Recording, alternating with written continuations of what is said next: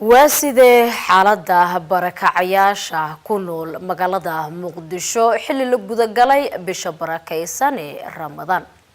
Haddaba warbixin arrinka ku aadan waxay noo soo diyaariyay Maxamed Xuseen Daacad wariyaha RTN magaalada Muqdisho oo booqasho ku tagay goobaha ay ku nool yihiin dadkaasi barakacayaasha ee dhibaataysan. magaalada Muqdisho waxaa ku sugan dad barakacayaal oo fara badan kuwaas oo aan haysan cunto ku filan iyo hoy ay harsadaan intaba waxaana xilligan la guda galay bisha barakaysan ee Ramadaan waxaan ku horgalnay xaaladda dadka barakacayaasha ee ku sugan Garasbaaley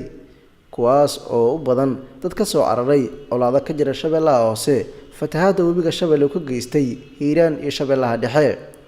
waxaan la kulanay dad dhibaataysan oo diifto ay ka muuqato waxay dalbadeen gurmad maadaama aysan haysan waxyaabaha qutul daruuriga ah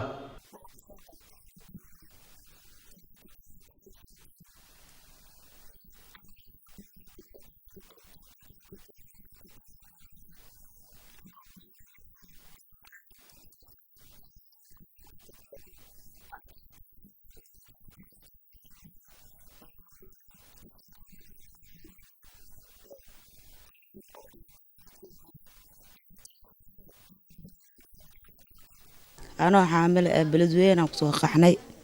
أنا بوندة هوستات مركا أنا هاستا وجيدين بركة أنا هاي غريال ما هي سنو بيو غريال ما هي سنو أوكي ماشي أنا دات سناي أنا دي وإحنا تريسين ولا لا أنا qaar ka mid ah dadka horjoogayaasha ka hakaamka dadka ay ku sugan ayaa inala wadaagay inay garab taagan yihiin xalana raashinka ay ku soo xurteen ay shacabka ka soo aruuriyeen xala qaaran meelaha uga soo aruurnay uga soo qaaramayna saxuurtoodii qaara waxay dhaheen annaga inaan baba iska tagno oo lug wadankeena ku galnaabana haysa dhibaatadaas dadka ay meesha ku haysa walaalaheena Soomaaliyeed waxaan cod suganahay inay ka soo gaaraan waa raashin la'aan waa hooy la'aan waa masquul la'aan waa biyo la'aan waxay haystaan balama arka dadkaas weelkay wax ku karsalaayeen xataa lama haysto yar oo aad u dhibaataysan oo agoomo u badan oo agoomahu 40 iyo 5 cunug gaarayaan oo qaar xataa habartii ayna wadan oo habartii ka soo dhimatay oo qaar waxaan ku leeyahay habartooda ay horkacayso oo caawinayso in Ilaahay ahayn la arag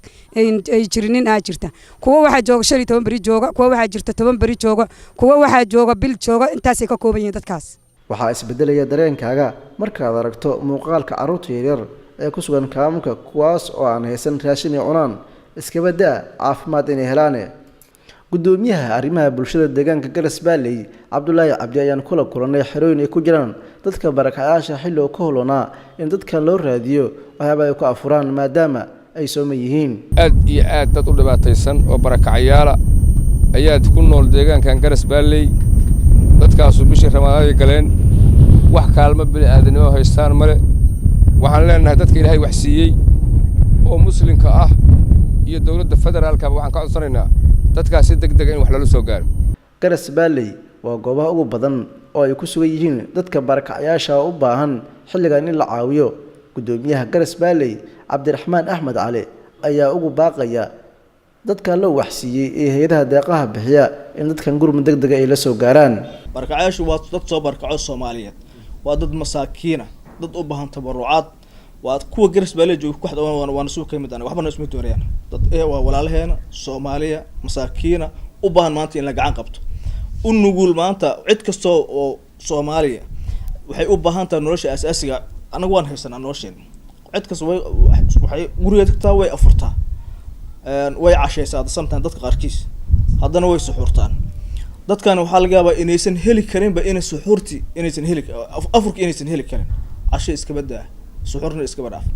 waxaan leenahay cid kasto Soomaaliya damiir oo ku jira muslimnimo ay ku jirto u damqanaysa dadkooda dadkan waa dadkii ay ku waajibtay in wax la siiyo sadaqada ku waajibtay cid kasta waxay badbaadi kartaa hal qoys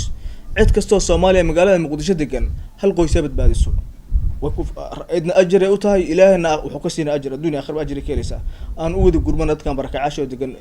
دولت كان جرس بال مقالة المقدس أما هنقطة جرس بالي أما هنقطة كحدة أما هنقطة ضايني ضد كان أنا أسوق قربنا هذا أنا أسوق قرنا إلى سبحانه وتعالى قركارة محمد حسين أحمد RTN muqdisho.